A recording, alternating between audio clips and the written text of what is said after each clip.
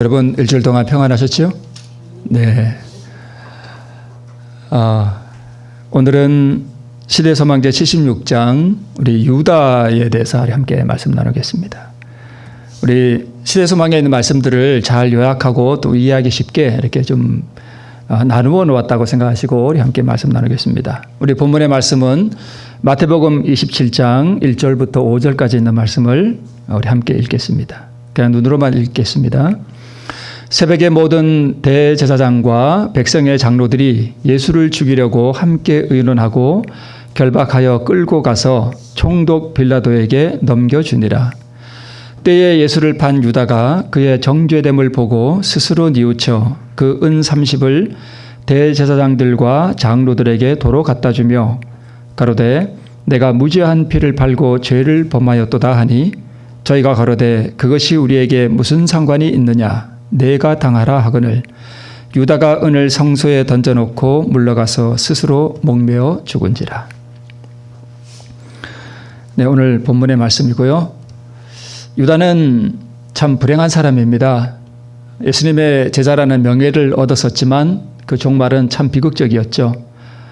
이 그림에 보면 예루살렘 성이 이렇게 보이고 갈릴리 바다가 보이는데 갈릴리 바다는 사실 예루살렘 성하고 멀리 떨어져 있어서 사실 보이지는 않는데 그린 분이 약간 오해한 듯합니다. 상징적으로 유다가 목을 맨데 거기 뭐가 떨어지고 있어요? 아니 은 30개가 떨어지고 있는데 사실은 성소에 던져 넣은 건데 상징적으로 이렇게 그린 것 같습니다.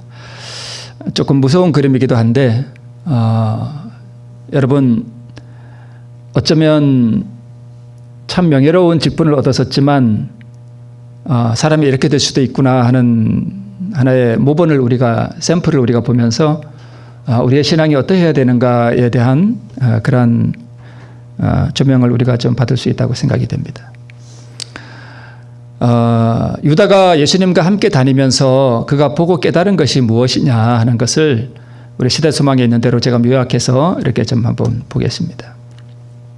유다가 보고 깨달은 것, 소경들과 또 절름발이들과 문둥이들과 또 죽어가는 이들이 예수님 앞에 나오는 것을 유다가 다 봅니다. 한두 번이 아니었겠죠. 그리고 예수님께서 귀신을 쫓아내고 그다음에 죽은 자가 이렇게 일어나고 또 병을 고치는 놀라운 이적을 유다는 직접 목격을 합니다.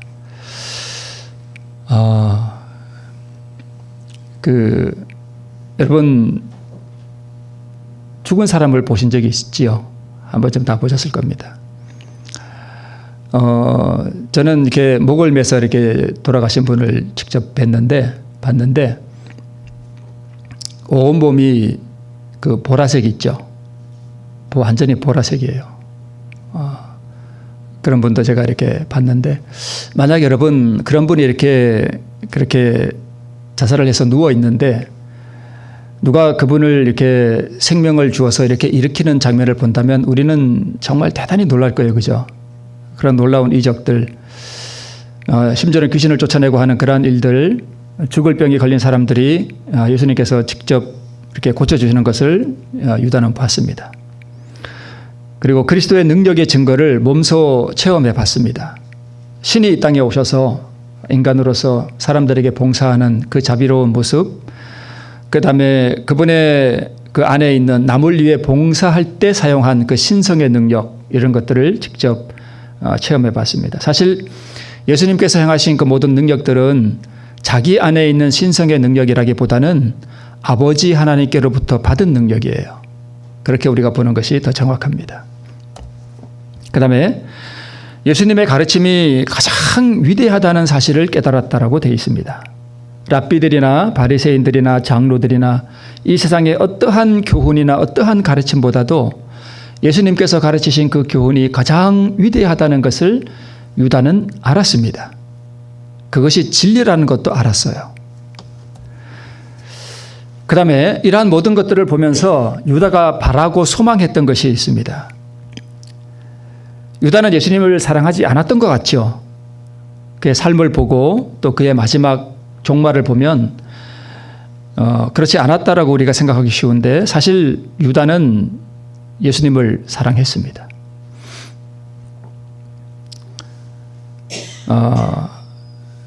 근데 이 사랑이 그리스도의 의를 받아서 그의 마음속에서 깊이 솟아나는 그러한 사랑이라기보다는 그의 마음속에 예수님을 가까이 하고 싶고 또 그분을 정말 따르고 싶은 어떤 충동 같은 거, 그런 거라고 보는 것이 더 정확하겠습니다. 예수님을 사랑했어요, 유다가. 한때는. 그 다음에 예수님과 함께 있기를 아주 간절히 사모했다 그랬습니다. 그분과 동행하고 또 그분과 함께 있는 것이 참 행복하다는 것을 유다가 모르지 않았습니다. 그걸 알았어요. 그리고 실제 체험해 봤습니다. 그 다음에 유다는 자기의 성품이 또 자기의 생애가 예수님의 생애와 같이 그렇게 변화되기를 또 간절히 소망했습니다. 어쩌면 우리는 유다보다도 더 못한 상태에 지금 우리가 있을 수 있어요. 나는 오늘 아니면 지난 일주일의 생애를 살아가면서 예수님과 함께 동행하기를 간절히 사모했는가? 나의 품성과 생애가 예수님의 생애와 같이 그렇게 정말 변화되기를 간절히 소망하면서 살았는가? 한번 되돌아보면 또 나는 예수님을 정말 사랑하고 그분과 함께 생애를 함께 하고자 하는 그러한 마음의 충동 가운데서 살아왔는가? 라고 하는 것을 돌이켜보면 우리가 유다라고 하는 한 인물을 바라보면서 느끼는 그 감정, 배신자라고 하는 그 낙인,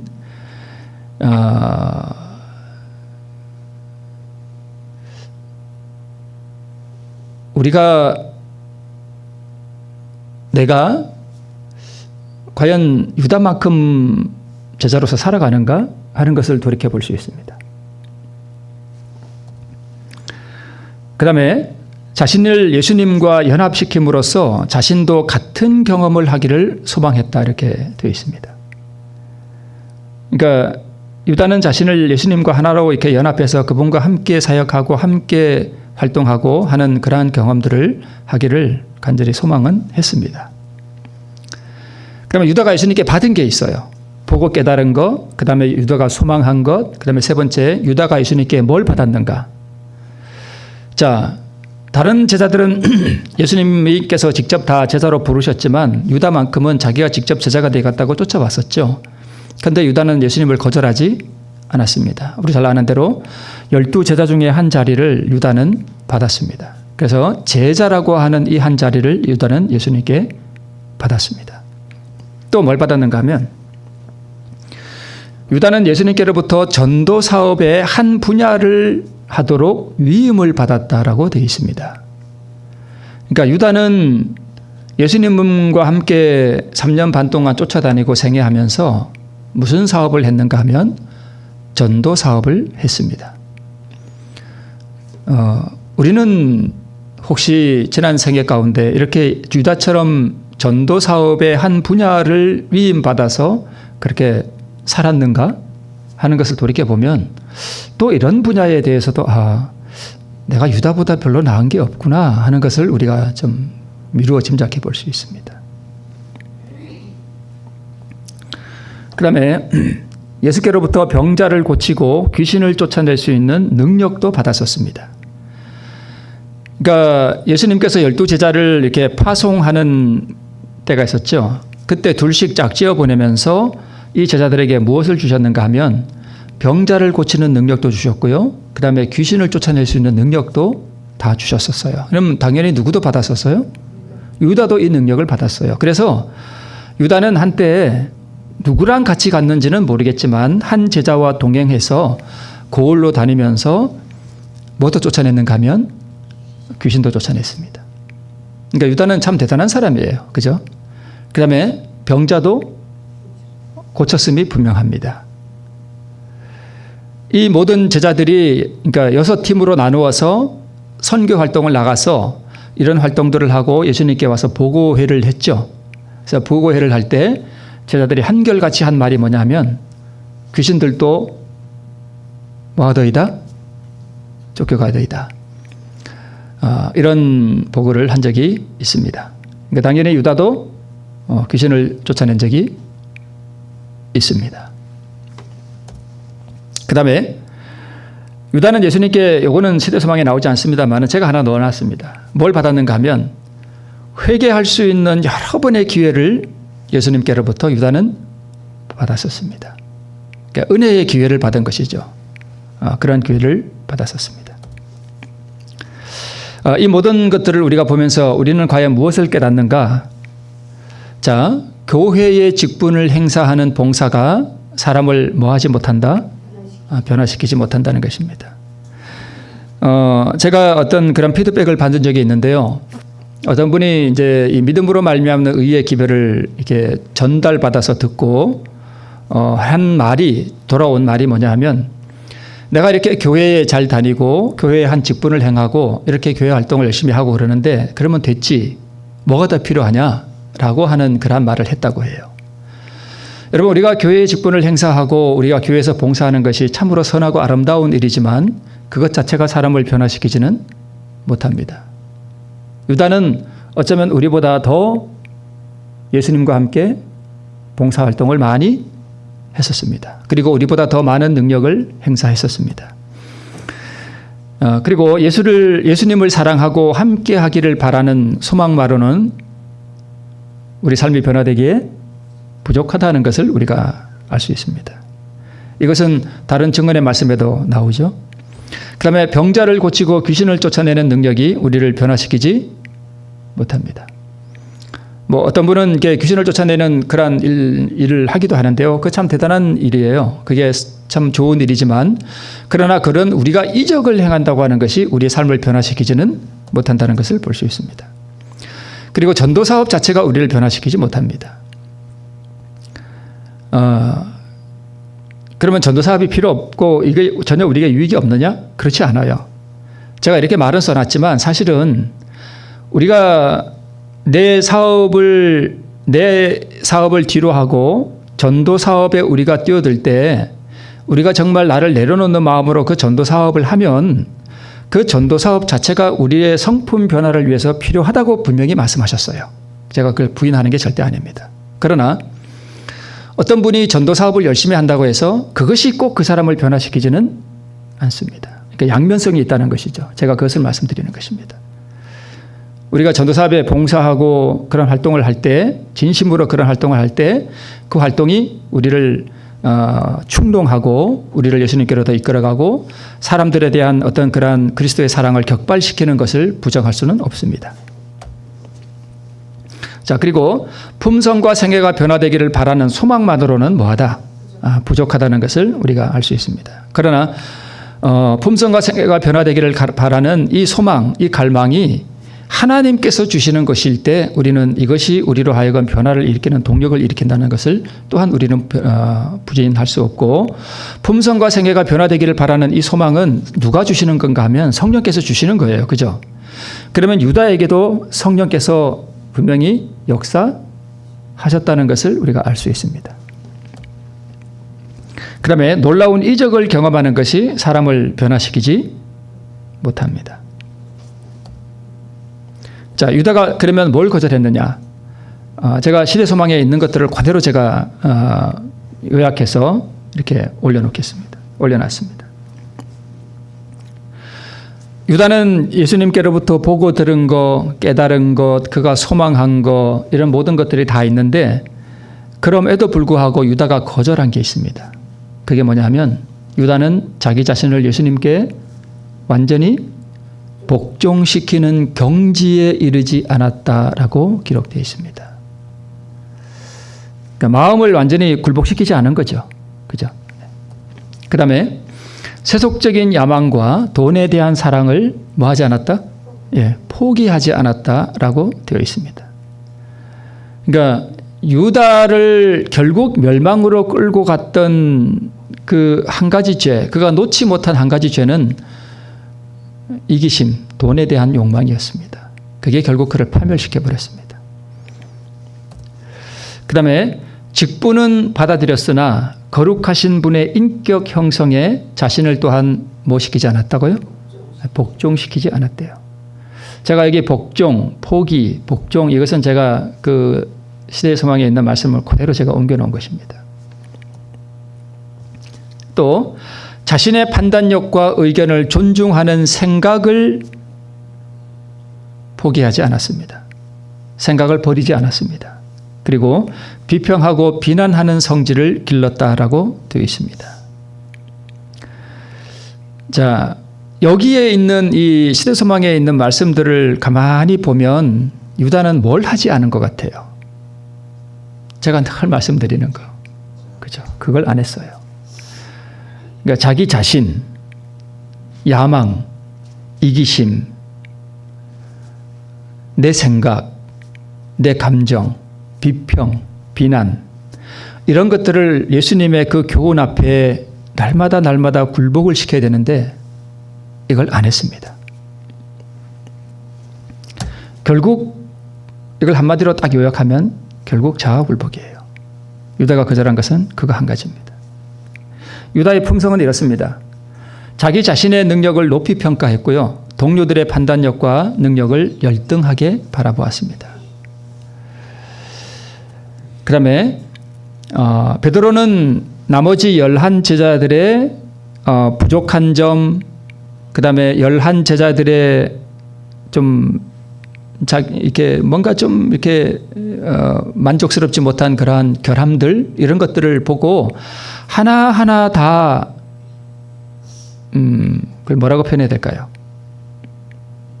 판단하는 거죠. 판단. 그런 것입니다. 베드로에 대해서는 뭐라고 생각했는가 하면 쟤는 너무 성급해. 그리고 생각이 좀 너무 뭐해? 짧아. 생각을 좀 깊이 하고 이렇게 해야 되는데 생각 없이 날뛴다. 이렇게 베드로에 대해서 판단을 했습니다. 그 다음에 요한은 사람은 좋은데 그 예수님의 입에서 나오는 그 말씀 있죠. 그걸 하나 주워 담고 그것을 골몰하고 그것에 대해서 묵상하고 하여튼 그런 것에 말씀에 너무 그 교훈 하나하나에 집착하는 좀 뭔가 좀 그런 좀 그래 사람이 좀 그래 그러면서 요한을 그렇게 판단했습니다. 그 다음에 마태는 뭐 하는 사람이었는가 하면 세리였잖아요. 그래서 뭐 이렇게 쓰고 기록하고 정리하고 이런 게 아주 발달되어 있어요. 그래서 마태복음을 썼는지도 모르겠습니다. 근데 마태는 아주 정직한 사람이었고요. 그 다음에 생각이 아주 민첩하고 그런데 너무 사람이 꼼꼼해. 너무 꼼꼼해가지고 좀 긴 안목을 요하는 일에는 사람이 쓰기에 좀 부족한 것 같아. 이렇게 하나하나 다 판단을 하는 그런 일을 유다가 했습니다. 그리고 자신에 대해서는 이렇게 판단했습니다. 나는 실패를 모르는 유능한 사람이야. 살림꾼으로서 나의 수완이 없으면 이 작은 교회, 예수님과 12제자로 이루어진 이 작은 교회는 틀림없이 혼란이 올 거야. 그리고 낭패가 있을 거야 라고 생각했습니다. 제가 언제 한번 그런 말씀 드렸죠. 이 교회에 내가 없으면 이 교회가 어떻게 제대로 굴러가겠어? 이렇게 생각하는 사람은 제가 뭐라고 표현했나요? 그런 사람은 막이라 그랬죠. 근데 유다가 꼭 그래요. 내가 없으면 이 교회가 제대로 굴러가겠어 이게. 그런 생각을 했습니다. 그러니까 이런 사람이 하는 일이 뭐냐 하면 그 어떤 조직을 자기 생각과 자기 뜻대로 휘어잡고 자기 뜻대로 끌고 가려고 하는 그러한 성격을 나타냅니다. 누가요? 유다 같은 사람이 꼭 그래요. 그래서 교회 안에서도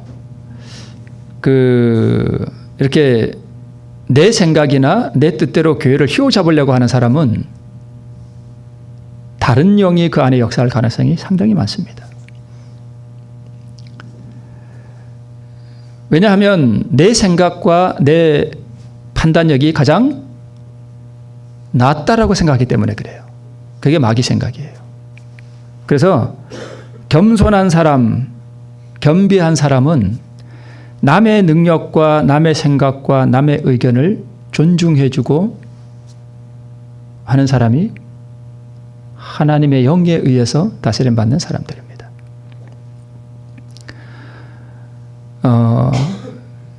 저는 이 교회에서 참 염려되는 게 뭐가 있나 하면 누가 어떤 말을 하면 저런 말을 하면 저 사람이 상처받지 않을까? 저는 그런 게 참 염려가 돼요. 그런데 아주 민감해요, 저는. 그래서 저도 말을 할 때 이런 말을 하면 상대방이 좀 마음에 상처가 되지 않을까? 그런 걸 되게 조심하는데 그럼에도 불구하고 제가 뭘 느끼는가 하면 우리 교인들만이 아니라 목사님들의 모임이나 또는 아는 지인들의 모임에 갔다가 돌아오면 항상 무슨 생각이 드는가 하면 내가 그 말을 왜 했지? 이 말은 그 사람한테 참 상처가 될 수 있는 말인데 내가 그걸 왜 했지? 이렇게 후회할 때가 참 많아요. 제가 얼마 전에도 어떤 그런 지인들 모임에 갔다가 어떤 일 때문에 아주 마음이 아파하는 사람에게 위로한답시고 한 말이 뭐였냐 하면 그 욥기서에 나오면 보면 욥의 친구들이 있죠. 그 욥의 친구들이 와서 어려움과 고난 가운데 있는 욥을 위로한답시고 이런 말 저런 말 해주는데 말은 다 맞아. 말은 옳고 다 맞는 말인데 그게 그 사람 가슴을 후벼 파는 말이에요. 근데 가만히 보니까 제가 그런 말을 했더라고요. 나중에 두 번째 그런 모임에 가서 제가 그분한테 제가 그때 참 욥의 친구가 같았다. 정말 미안하다라고 제가 직접 제가 그런 적이 있습니다. 우리는 항상 그런 게 있어요.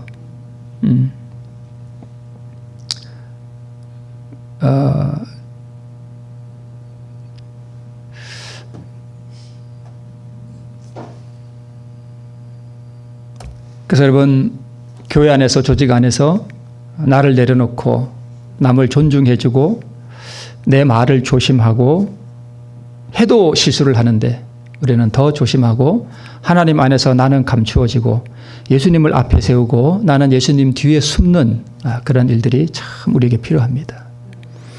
예수께서 유다의 이기심을 극복하도록 하기 위해서 회개로서 가난한 자를 위해 봉사하도록 직분을 맡기셨습니다. 근데 손에 쥔 적은 돈이 그에게 계속 시험을 가져다 줬어요. 그래서 이게 헌금이 들어왔겠죠. 그러면 그걸 이제 유다가 관리를 했는데 그걸 자기 주머니에다가 이렇게 집어넣습니다. 조금씩.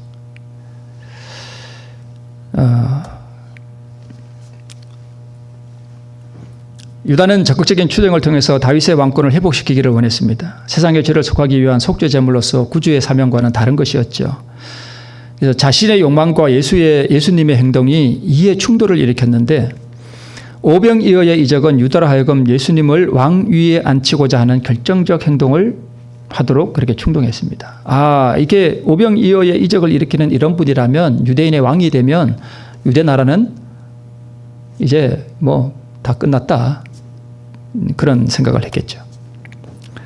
그래서 유다의 인생의 결정적인 전환점을 일으킨 사건은 바로 예수님께서 이르시되 내가 진실로 너에게 이르노니 인자의 살을 먹지 아니하고 인자의 피를 마시지 않으면 너희 속에 생명이 없느니라 하는 이 설교를 듣고 난 다음에 유다는 예수님과의 관계 속에서 일대 전환점을 일으킵니다. 이 사건 이후로 유다는 예수님과 거리를 두기 시작했습니다. 제자들 가운데 누가 가장 크냐 하는 문제가 일어난 이유가 뭐냐 하면 이 생명의 떡 사건 이후에 유다는 원할 때는 언제든지 자기는 이 제자의 가운데서 빠져나오기로 이렇게 결심하고 살아갔습니다. 그래서 세상의 왕이 아니라 영적 유익만을 추구하는 분이라는 것을 유다는 알았습니다. 이분은 왕이 될 사람이 아니구나. 이 사람은 영적 유익을 위해서 일하는 분이구나 하는 것을 깨닫고 그렇다면 나는 이 예수라는 분에게서 얻을 것이 없다라고 생각했기 때문입니다. 이때로부터 유다는 교묘히 제자들 사이에서 구주의 말씀에 의심을 일으키고요. 또 예수님의 말씀 교훈을 주면 거기에 자기 생각을 덧붙여서 말해서 그릇된 방향으로 동료들을 충동을 일으키는 그런 일들을 유다가 했고 그 다음에 제자들에게 세속적 야망에 대한 충동을 불러일으키는 역할을 바로 이 유다가 했습니다. 그래서 누가 제일 큰 자가 될 거냐 하는 이 분쟁은 왜 일어났는가 하면 누가 이걸 일으켜요? 유다가 일으켰습니다. 그러니까 유다는 마귀가 맞아요. 유다는 이 제자 가운데서 자기가 제일 잘났고 자기가 판단력이 제일 옳고 그다음에 내가 제일 유능하다라고 생각했고 그래서 누가 제일 크냐라고 하는 이 분쟁을 일으킴으로써 누가 높임을 받고자 자기가 높임을 받고자 그런 충동을 일으켰는데 마귀가 맞습니다.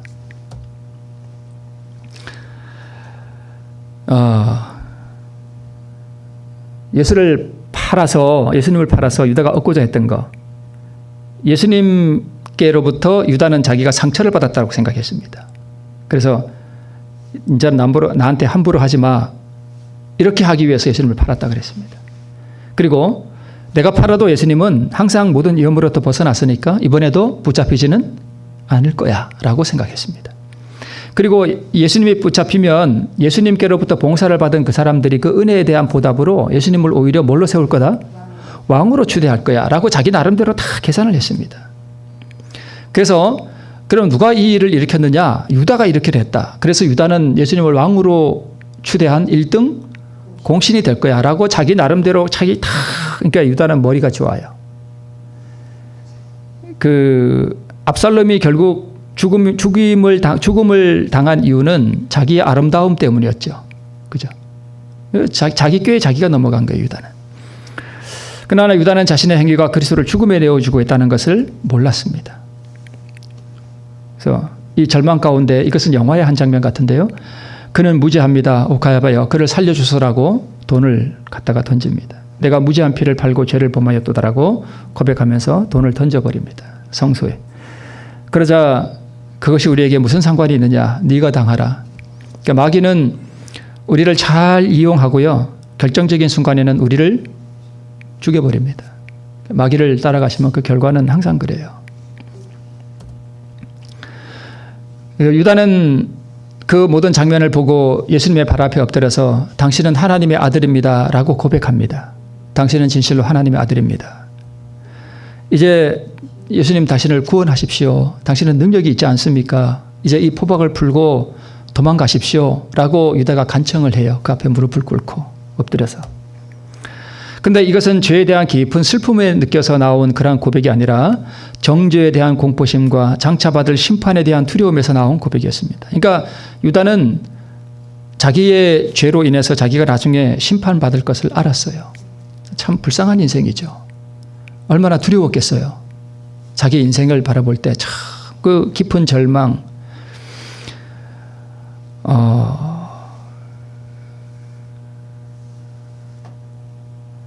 어떻게 보면 참 유다처럼 불쌍한 인생이 없습니다. 근데 예수님은 유다를 그 자리에서 책망하지 않으셨습니다. 유다가 그렇게 간청하고 그 절망과 공포심 가운데서 그런 고백을 할 때 예수님은 이렇게 말씀하셨습니다. 내가 이 때를 위하여 세상에 왔노라. 그러니까 유다는 예수님께서 우리의 속죄 제물로 돌아가시는 일에 악역을 맡은 것이었죠. 유다는 자기의 간청이 헛된 줄을 알고 너무 늦었다고 부르짖으며 재판장에서 뛰쳐나왔습니다. 그는 차마 예수께서 십자가에 못 박히는 것을 볼 수 없다고 생각해서 나아가서 절망 중에 스스로 목을 메어서 죽었습니다. 마지막 장면인데요. 자신의 생각과 판단력을 높이 평가하고 다른 동료들을 열등하게 여기며 구주의 교훈 앞에서 자신의 생각과 욕망과 뜻을 쳐서 복종시키지 않은 제자의 슬픈 종말을 보았습니다. 여러분, 내 생각 그냥 버리십시오. 내가 판단력이 좋다? 그것도 다 버리십시오. 제가 오늘 다시 한번 느낀 게 있습니다. 뭘 느꼈는가 하면 제 경험 속에 경험을 돌이켜보면서 이걸 느꼈습니다. 그냥 제가 느낀 겁니다.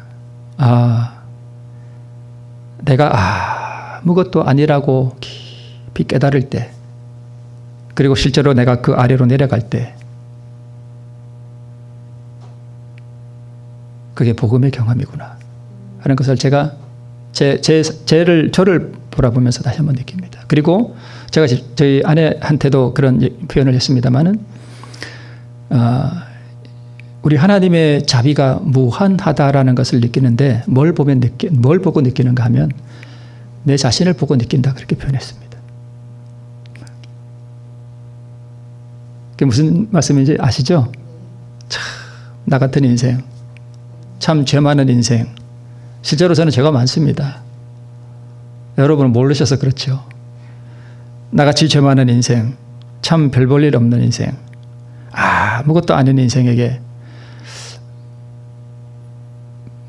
베푸시는 그 은혜가 크구나. 다른 일을 보고 느끼는 게 아니라 제 자신을 보면서 그분의 은혜가 무한하구나 하는 것을 많이 느낍니다. 여러분, 나는 아무것도 아니에요. 요 며칠 전에 제가 잘 알지는 못하지만 좀 아는 분이 돌아가셔서 장례식에 갔다 왔습니다. 그 화장하는 데는 제가 따라가지 않았습니다만은 제가 가만히 생각해 봤습니다. 며칠 전까지 제가 그분이 돌아가시기 전에 제가 한번 갔었거든요. 가서 그분 위해 기도해 드리고 찬미 불러드리고 용기를 얻도록 예수님께 모든 걸 드리고 구원을 위해 준비하도록 제가 이렇게 권면하고 왔었습니다. 그때 발음도 잘 안 되는 그분이 찬미를 따라 부르던 그분이 지금은 없어졌잖아요. 없어졌어요. 제가 가만히 생각하면서 사람이 아무것도 아니구나. 뭘 움켜쥐고 막 자기 잘났다라고 살아가는 것 같지만 죽으면 아무것도 아니구나. 끝나는 거구나. 없어지는 거구나. 무로 돌아가는 거구나. 물론 한 번씩 다 부활하겠지만 인생이 참 허무한 것이구나 하는 것을 다시 한번 생각합니다. 여러분, 나는 아무것도 아니라는 사실을 깊이 묵상하시고 그리 내려가시기 바랍니다. 내 생각, 내 욕망, 내 뜻 하나님 앞에 다 굴복시키시고 우리 예수님을 따라 저 영원한 의의 길을 걸어가시는 우리 모두 되기를 바라면서 말씀 마치겠습니다. 우리 마치는 찬미 601장